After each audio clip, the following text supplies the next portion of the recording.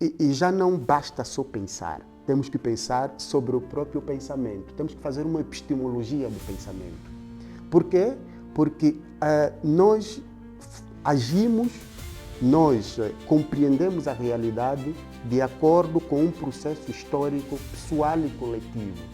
Ou seja, aquilo que nós hoje compreendemos como mundo, como fenômenos que acontecem no mundo, são resultado de uma acumulação de fenômenos nos quais nós fomos partícipes.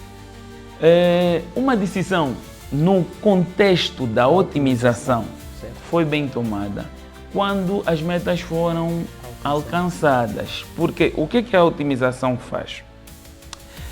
Quando se fala de otimização, nós estamos em presença, isso penetrando na otimização na vertente de matemática aplicada. A otimização está subdividida em duas áreas, a otimização linear e a não linear.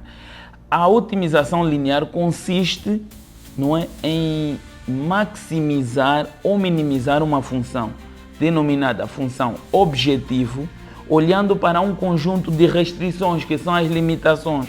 Quais são as limitações que eu tenho para que eu possa maximizar ou minimizar esta decisão? É preciso lembrarmos que, anteriormente, a mulher ficava em casa, apenas com a responsabilidade de educar a família. Hoje, a mulher saiu de casa e veio para a sociedade. E muitas das vezes a pergunta que se coloca é: com quem deixamos as famílias? Existem pessoas que trabalham por impulso. Não tenho boas relações no trabalho, mas não posso perder o meu posto. Então faço Tenho alguma que produzir. coisa que é para produzir. Ainda não tinha nenhuma ideia, nenhuma pretensão de abrir a Gramo English School, mas eu fundei a Gramo English School por conta do desaparecimento desses 3 zimbabuianos, porque nem sequer também continuei com os mesmos formandos, não é? Porque depois deles ouvirem que os senhores tinham ido embora, acharam que Graça Monteiro não tinha capacidade para o efeito. Mas eu cheguei e falei com a minha mãe, apesar de que ela não sabia muito bem assinar, irmã da minha mãe, mas já tinha uma visão. Eu disse, ela disse, Graça, se você lá, aqui em casa, já conseguia ensinar os outros e ganhava já alguma coisa, você não pode também ir mesmo na cidade ensinar? Não deixa os outros que já começaram a aprender desaparecerem. Tenta lhes procurar e você lhes dá explicações. Então a intenção foi que eu tive mesmo que ajudar, para além do pensamento de querer ajudar, mas também tinha o pensamento de que com a língua inglesa eu podia continuar a arrecadar algum dinheiro para a minha sobrevivência e da irmã, da minha mãe, que nessa altura está já nos seus 80 anos em Luanda. Portanto, eu agradeço muito àquela senhora, que Deus lhe dê mais vida. Então é assim que a Gramo English School começou. Enquanto profissional ligado à educação, costumo dizer que a escola, enquanto grupo instituído, atenção, a escola é o grupo instituído, não é? Quando estamos a falar de grupo instituído, estamos a falar de um grupo formalizado e aceito pela sociedade, que este grupo tem uma função específica. E a escola, enquanto grupo instituído, foi instituído pela comunidade para passar conhecimentos formais aos indivíduos. Então, eu digo, qual é o melhor lugar, não é, para a gente aprender? Não é? Temos, lógico, do ponto de vista da socialização, vamos encontrar a socialização primária, a socialização secundária, e a escola faz parte desse núcleo da socialização secundária, onde o indivíduo, do ponto de vista de conhecimento, recebe tudo aquilo que é parte da sua cultura, mas do ponto de vista formal. Nós temos falhado muito. É preciso também que entendamos aqui um bocadinho da crítica educacional. Nós temos hoje estudantes que vêm com uma intelectualidade revolucionária. Essa intelectualidade revolucionária foi estudada.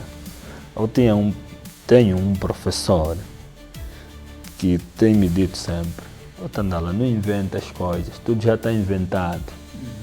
Porque ele estudava física comigo. As coisas já estão inventadas. O que você deve fazer é procurar modernizar. Precisamos ir mais a fundo, como modernizar uma coisa. Então o estudante tem uma bagagem intelectual, não é? Agora você percebe, a intelectualidade revolucionária ou transformadora. Eu digo sempre, quando estivermos a escrever obras relacionadas à educação, aconselho sempre que olhem para a intelectualidade transformadora e revolucionária.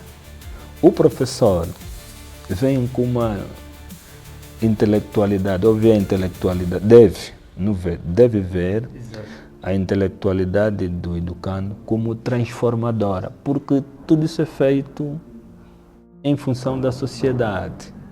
Então a didática baueriana, ela é uma compilação da história de um menino que tinha muita dificuldade de se reconhecer dentro da escola. Então eu sempre tive muita dificuldade de aprender do jeito que os professores queriam. E não era por falta de esforço ou preguiça. Eu acredito que o ensino, né, ele não conseguia ensinar da forma que eu sabia aprender. Exato. E eu fui vivendo dentro da escola e sempre fui conhecido como um menino que tirava 0. E muitas vezes eu questionava o professor, porque às vezes tinha uma prova e eu não respondia o que o professor queria, né? E muitas vezes eu mesmo criava as minhas questões com as minhas respostas, mas dentro do conteúdo que o professor queria. E ele não validava, Não né? validava, Ele não exato. considerava. E eu falava, mas por que se eu respondi mais do que você perguntou? Ele falou, mas você está querendo me dar aula? Então desde pequenininho, não é que eu queria dar aula, eu questionava. E eu sempre fui uma criança que pouco respondia, eu perguntava muito, e isso incomodava. Então, a tia tem um papel imprescindível. O primeiro papel da tia é a gestão de conflitos. Ora, todo problema que acontece na relação do casal, Certo. a mulher não deve reportar aos pais. Primeiro, reportava a tia. A tia que tinha essa missão de fazer a gestão dos conflitos.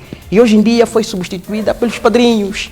E às vezes são padrinhos que não têm o poder da gestão dos conflitos, só por conta do poder aquisitivo. Então escolhem um padrinho e automaticamente terminam em quê? Em divórcios.